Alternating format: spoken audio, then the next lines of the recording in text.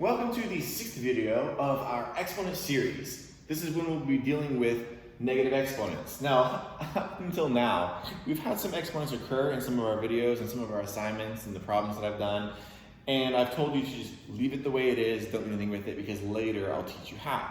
So now I will. I'm going to teach you how to deal with negative exponents. Now, negative exponents and inverses. The reason I put these here together in this wording is because inverses have a lot to do with how to deal with negative exponents. So if you've ever heard one of these things asked to you, whether verbally or in a problem or whatever, like what's the inverse of 5? Or what is the reciprocal of 5? Or maybe you've seen the notation, what is 5 with that negative number up there? If you've seen one of those things asked to you, the only thing you really need to know is that they are all the same. They're all the same question. And here's what I mean. So if we're looking at these problems, what is the inverse of 5? Well, take 5. Take 5. Gum, kidding. Anyway, so here's the inverse of 5. Take 5, the number, and turn it into a fraction. And if you did, turn it into a fraction just over 1. Then inverse means to flip it upside down. So I'm taking 5 over 1, flip it upside down, right? And you're going to get 1 over 5. That's the inverse of 5. The inverse of 5 doesn't mean negative 5. So don't do that. Inverse of 5 means flip it upside down. Same thing with reciprocal. The word reciprocal means to flip it upside down. So if I have 5, the reciprocal of 5, if I turn it into a fraction, flip it upside down is 1 over 5. But the way that you would see those words, inverse or reciprocal, in a mathematical notation would be like this. That is saying, hey, what's the inverse of 5? That's the way it's written, 5 with that negative 1. That's the same thing, which would be 1 over 5. Oh, I know this is sloppy, but just bear with me. I'll make it a lot easier whenever we move forward and you can see these things happening. Now, 5 to the negative first power is equal to 1 over 5, like I said, because if you just turned it into a fraction, you can see it flip upside down. But what if instead you didn't have to the negative 1, you had something like 5 to the negative third? What about that? That's what we're going to talk about. Now, if you happen to have this, if you break it down, really, if I said 5 to the negative third power, I'd break that down into a concept of negative 1 and 3. That exponent can be represented as those two things being multiplied, because negative 1 times 3 is technically negative 3. So if I broke it down this way, then you can see like an inverse happening, because that negative 1 means inverse. So then if I take the inverse, I flip it upside down, and the exponent of 3 just happens to stay with the 5. Now, in other terms, if I put them mirrored next to each other, I'm going to go ahead and put them in fraction form and show you both of them being flipped. So this is a fraction, and then it being flipped upside down, the 1 goes on top, this goes on the bottom. Now this 5 doesn't have an exponent currently, it's blank, which means that we know there's an imaginary 1. So you can see when it's flipped, the 1 goes up, the 5 goes down, the negative becomes a positive exponent. Same thing here, if I made this into a fraction, negative means inverse, so flip it upside down. I flipped it upside down, the negative 3 becomes a positive. That brings us to our actual rule. Now, when you have a negative exponent inside of an exponential expression, the inverse will make the exponent positive. I know that wording is really weird, it sounds weird, so here's what I mean. Let's look at these 3 examples. X to the negative 4th. Let's turn it into a fraction using a different color. X to the negative 4. Turn it into a fraction. I'm going to turn all these into a fraction actually real quick, just so you can see. To make something a fraction, if it's already like a whole number or it is not in fraction form, just put it over 1 and it becomes a fraction. So I made them all into a fraction by putting them over 1. Now you can see it happen. You can just flip it upside down, and when you flip it upside down, the x to the negative 4 will now just be x to the positive 4. Flip this upside down, the 1 is on top. A, instead of being negative 1, it's positive 1. This one upside down, it's going to be 1 on top, 7 on bottom. Instead of it saying negative 5, it'll be positive 5. And those will be your answers. In this video, just like the past videos that I've been making, you're going to have an easy, medium, and hard tier section in this video. So the easy ones, you're going to have just a letter with a negative exponent, and we'll deal with those. And the mediums, we're gonna have maybe some normal numbers, and maybe you're gonna have like a fraction already within the problem. But in the hard style, you're gonna have a ton of crap. We have x, y, z, you have a, b, c, so it's a bunch of letters with either some positive or negative exponents. And I'm gonna teach you how to deal with each one of these separately. So let's start with the easy tier. In this easy tier, if you wanna go ahead and pause the video and try these at yourself, go for it. Now I'm gonna go ahead and go over these problems. First thing I'm gonna do, make it all into a fraction before I begin. If I made this into a fraction, it's over 1, this is over 1, this is over 1, everything's gonna be over 1. I'm doing this because I feel like this makes it way easier to begin with. Now, since these things are all over 1, when we flip it upside down, it's really easy to see the answer. X is negative first, flip it upside down. Now this 1 is what's typically going to the top. That may have been something I muddled up. So from here forward, let me just explain this a little bit differently. All these things have a coefficient, which just means like it has a number in front, right? The number in front of x currently is a 1. You don't see it, but it's an imaginary 1. The number in front of this is technically a 1. So there's a 12. But C has an imaginary 1 in front of it. A has an imaginary 1 in front of it. So this is what's really happening. What's happening is this coefficient of 1 is staying up here. So this 1 stays. What's really moving is the negative exponent is going down here. So it's becoming a positive exponent. This 1 up here is staying up here because it doesn't have a negative exponent. The only thing that's moving is x because it's the only thing that has a negative exponent. So it's going to move down here to become a positive exponent. Now, if you're following this pattern, what you see happen is that the coefficient 1 is staying, and then the x goes on the bottom to become positive. The coefficient stays, and then a10. 1 over C3, and this is going to be 1 over 12 to the 5th. Now, the 1 over 12 to the 5th, you could leave like this, or you can actually do the math because it's a normal number. 12 is normal, so you can raise it to the 5th power normally. It doesn't have to follow the exponent rules, just like these letters do, because they're not variables. So remember when I said in all the past videos, treat normal numbers normally? Well, you can. You don't have to have this fraction. You can actually do 1 over 12 to the 5th in your calculator, you get an answer. It's gonna be a decimal, but whatever. Now, these ones already are in fraction form. If you wanna try these, go for it. Now I'm gonna go ahead and go over these problems. Since they're already in fraction form, it's pretty simple. Instead of taking things with a negative exponent and bring it to the bottom, you're still flipping it. It's on the bottom, now it's gonna go back up to the top. It's still being positive.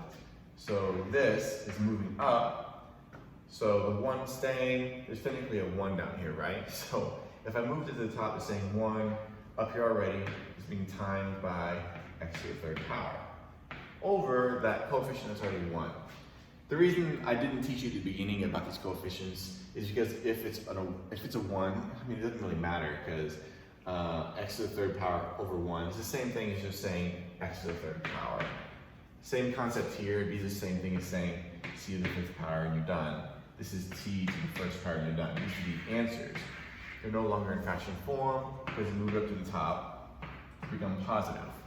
This will move back up to the top to become positive. It'll be 2 squared, which technically that answer is 4. Because it's a normal number, and you can treat normal numbers normally. This will move up to the top to become 5 cubed, which is 125. And then, of course, 3 to the negative 4 will move up to the top to become positive again. And it's 3 to the 4th. So it doesn't necessarily have to be flipped to the bottom to become positive, because if it's on the bottom, it's negative. It can be flipped to the top to become positive.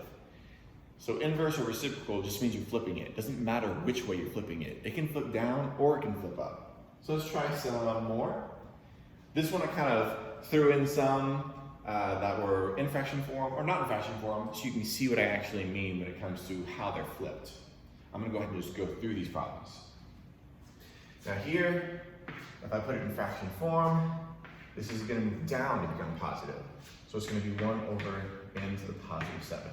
This one's already in fraction form, and it's on bottom, which means it has to move to the top to become positive. So it's going to be t to the 1st power. This isn't in fraction form, it's moving to the bottom because it's already on top. This is on bottom, it needs to move up to become positive. This is on top, so you move down to become positive. And this last one is on the bottom. You need to move to the top to become positive. So it's going to be 2 to the 5th power. Now, here are 3 more challenging problems. You haven't really come across this yet because I haven't taught it, but if you're going to try them yourself, go for it. Now I'm going to go ahead and go through these problems.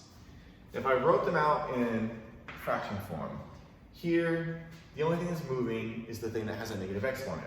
This 2 does not have a negative exponent, so it's going to stay there.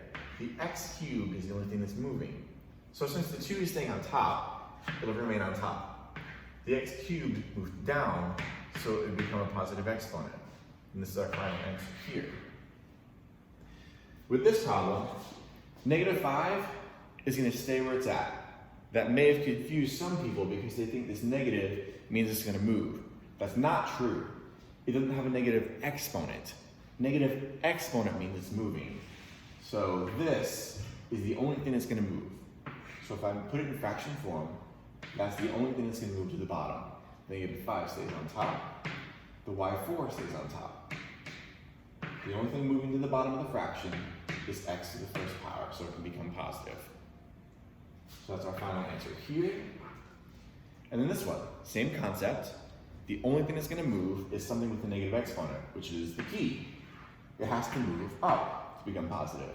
So it's going to join the 3b. So 3b stays on top, and that's going to join it. So P6, it became positive. That's our final answer there. Now this is going to transition us into the medium-style problems that you're going to see. If you think you got a handle of what I just said, you can pause the video and try these yourself.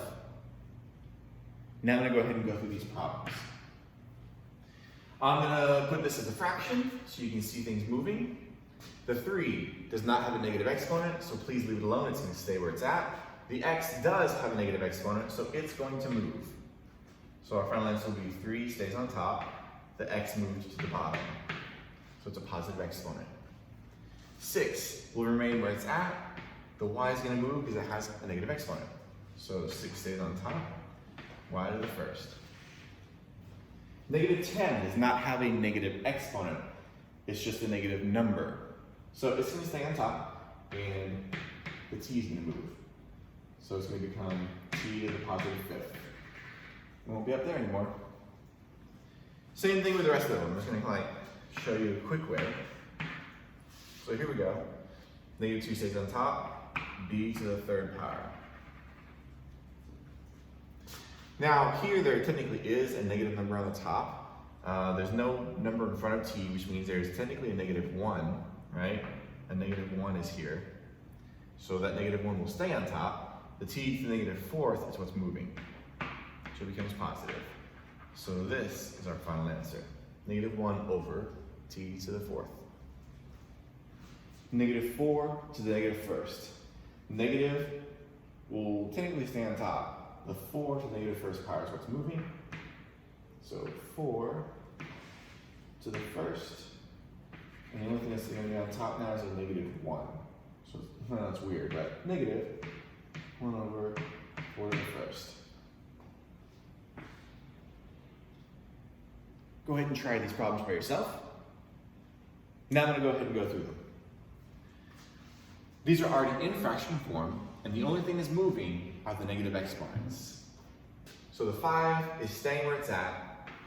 The x to the 1st is going to join it. So x to the 1st. It's no longer on the bottom, it becomes positive on top.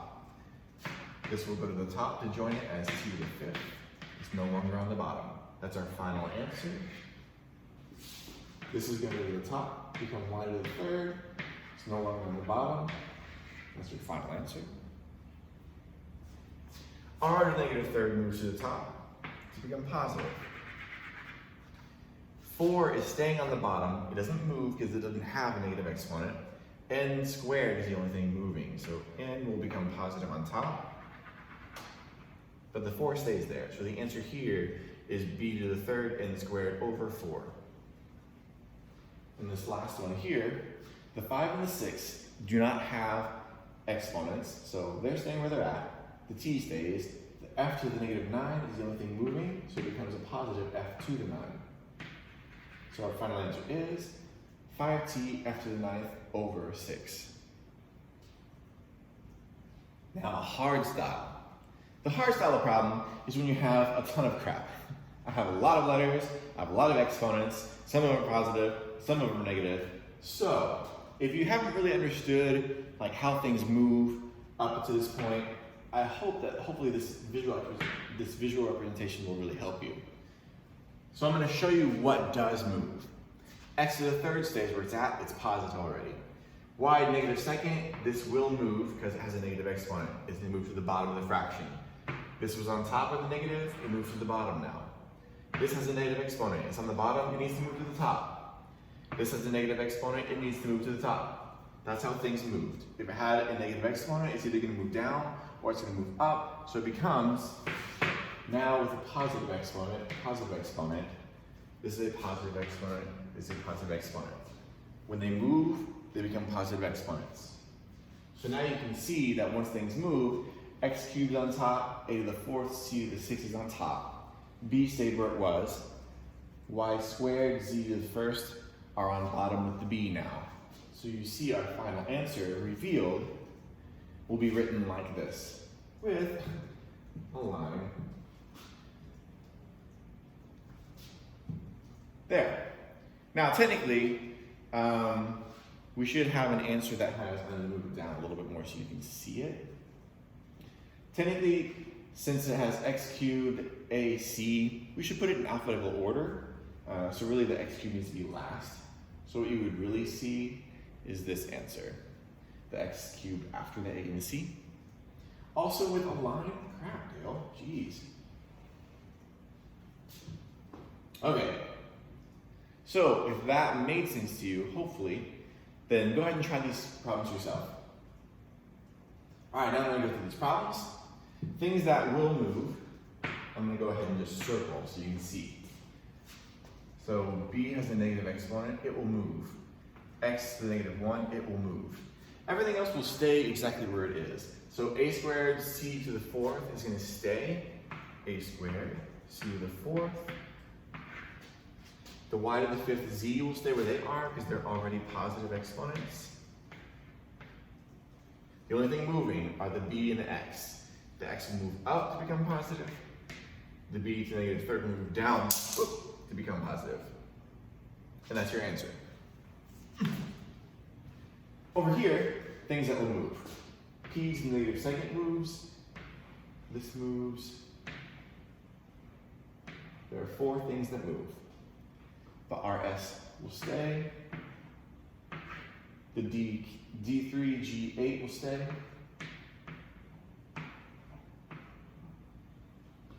To finish the problem, just move everything else to become positive. The P and the T will move down to become positive. The E and the F will move up to become positive. So I'm going to just go ahead and do that. EF, so it's going to be E3, F4, move up. The P and the T move down, so it'll be P2, T7. I wrote it, it's kind of weird looking, but I wrote it like this because you want it to be in alphabetical order. So EFRS is the correct alphabetical order. DGPT would be the correct alphabetical order. So these are on top, these are on bottom. And that's your final answer. These are the last problems that we're going to do. Go ahead and pause this and try them yourself. All right, the only thing different between these problems and the problems that were previously done is that now we have a 6 and an 8 and a 10 and a 4 thrown in there just to throw you off. If it has the 6 and the 8, don't worry about the numbers. They're not going to move anywhere. I'll talk about them here in a second. The things that do move, well, if you ignore the 6 and the 8 right now, everything else has a negative exponent, which means everything moves. So let's just go ahead and move everything. For now, I'm going to put 6 and 8 where they are. Move everything else. So A, B, C, all move on top. So A7, B8, C9. They now have positive exponents because they moved up. The X, Y, Z have to move down, and that's how they will become positive. X squared, Y cubed, Z. Now, the 6 and the 8. The only thing special about those is technically they will simplify. 6 over 8 does simplify to be 3 over 4. So please don't be tricked by the numbers. If they simplify, simplify them. So 3 over 4. And that's your final answer. On this last problem, 10 over 4, it simplifies, so I'm going to just go ahead and simplify it now. It's going to be 5 over 2. And move things that happen to have exponents of negative numbers. So the a and the b are going to move up. The x to the 0 power is 1. I just wanted to throw that in there from the previous video. So we have yz on top. And the a and the b will join it. A and b do the same. So this is our answer. 5yz cubed ab squared over 2. You could write it like, I'm just going to leave it like this. How about that? Just to keep things simple, you could write it like that. And that is the end of this video.